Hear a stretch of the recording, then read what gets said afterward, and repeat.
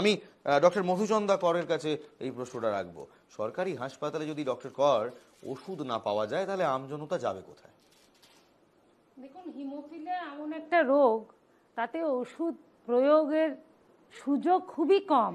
এই যে ফ্যাক্টরের কথা বলা হলো, সেই ওষুধ না পেলে মারণ হতে পারে রোগীদের, কারণ তাদের রক্ত জমাট হবে না, যে কোনো জায়গা থেকে রক্তপাত হয়ে তাদের মৃত্যুও হতে পারে। এখন এই ফ্যাক্টরটা কি জিনিস? এটা একটা প্রোটিন। আপনারা জানেন, প্রোটিনে নানা রকম অ্যালার্জিক রিয়াকশন হতে পারে, এবং আমি যা শুনলাম রোগীদের বাড়ির লোকেদের কাছ থেকে, যে তাদের নিশ্চয়ই কোনো রকম রিয়াকশন হচ্ছেন। এতগুলি লোক যখন বললেন, এতগুলি রুগীর বাড়ির লোক যখন বললেন, তখন নিশ্চয়ই এটা যত শীঘ্র সম্ভব খতিয়ে দেখতে পাবে। খতিয়ে দেখলেই কিন্তু এর আসল গুণগত মান ধরা পড়বে, এবং এর জন্য নানা রকম সেন্টার্স আছে আমাদের দেশে, এসব সার্ভিলেন্স সেন্টার আছে। সেখানে যত তাড়াতাড়ি সম্ভব পাঠিয়ে দিলেই কিন্তু এর একটা সুরাহা বা মীমাংসা হবে। এবং আমি স্বাস্থ্য ভবনের প্রত্যেককে আর্জি জানাবো যে যত সত্বর এই গুরুত্বপূর্ণ নমুনা পরীক্ষা হয়ে যায় ততই ভালো, এবং এই ওষুধের শীঘ্র বন্দোবস্ত করতে, কারণ এই রোগে তো আর কিছু নেই তাদেরকে বাঁচাবার জন্য। তো সেখানে অনেকের কাছে ফ্যাক্টর 8, ফ্যাক্টর 9 যারা সিমটমসে আক্রান্ত তারা ইনজেকশন পাচ্ছেন না। রাজ্য জুড়ে যখন এই হিমোফিলিয়ার ওষুধ কিংবা ইনজেকশনের অকাল দেখা দিয়েছে, তখন কোথাও দায় বর্তায় প্রশাসনের ওপর। এবার আসি আর এক মারণ রোগ, ক্যান্সার। মারণ রোগ ক্যান্সারকে আটকে দেওয়া না গেলেও সারিয়ে তোলার প্রতিশ্রুতি দিতে চলেছে একটি ভ্যাকসিন। রাশিয়া দাবি করছে 2025 থেকে ভ্যাকসিন চালু করবে। প্রেসিডেন্ট ভ্লাদিমির পুতিন ঘোষণা করেছেন ক্যান্সারের ভ্যাকসিন আবিষ্কার করে ফেলেছে রুশ চিকিৎসক গবেষকরা। নতুন বছরের গোড়াতেই রাশিয়া ক্যান্সারের রোগীদের বিনামূল্যে দেওয়া হবে এই ভ্যাকসিন।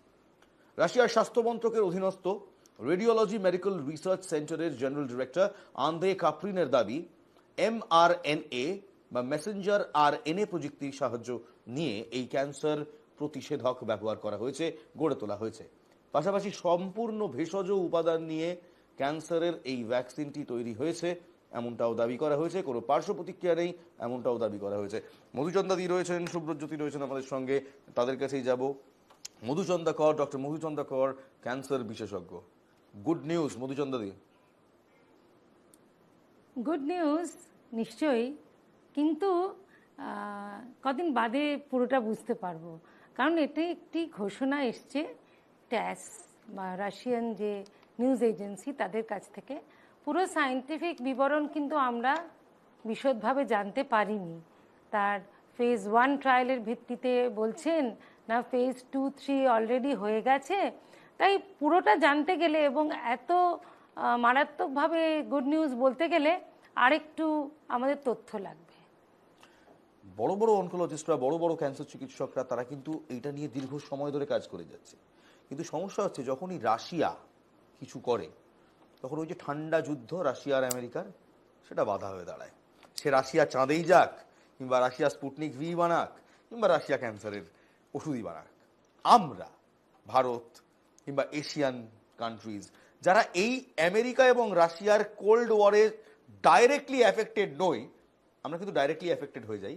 কারণ আমেরিকান জার্নাল তখন এক কথা বলে, রাশিয়ান অ্যালাইড জার্নাল একটা কথা বলে, একটা জিও পলিটিক্সে কোথাও চিকিৎসা ব্যবস্থাও আটকে যায়। এটা আপনাদের মানতে হবে, আপনারা নিশ্চয়ই জানেন।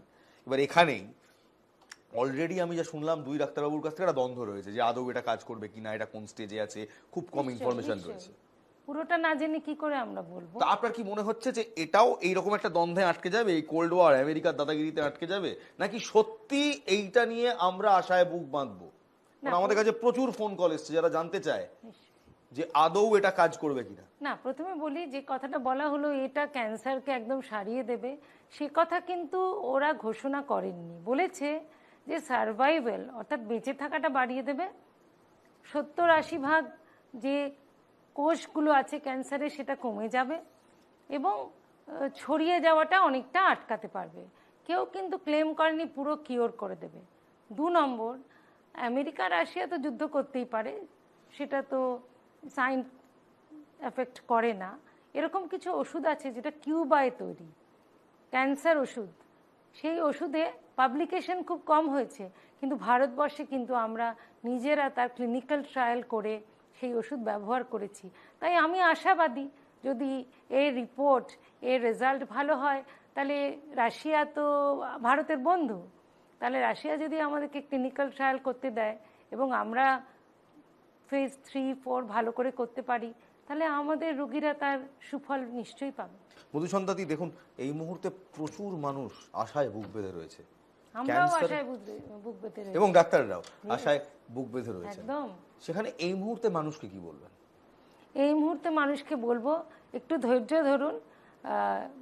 বিজ্ঞান তো সবসময় প্রোগ্রেস করে, নিশ্চয়ই বৈজ্ঞানিক সমস্ত পরীক্ষা নিরীক্ষার দ্বারা এর একটা পাবলিকেশন হবে, যেটা প্রথমেই ডক্টর সুব্রজ্যোতি বললেন, যে আমরা যখন দেখব এটা কোথাও পাবলিশ হয়েছে স্ট্যান্ডার্ড মেডিকেল জার্নালে, তখন এর বিশ্বাসযোগ্যতা হবে, এবং বিশ্বাসযোগ্যতা হলেই কিন্তু ভারতবর্ষ চেষ্টা করবে এই ভ্যাকসিনের সুফল তার নিজের রোগীর উপর দিতে।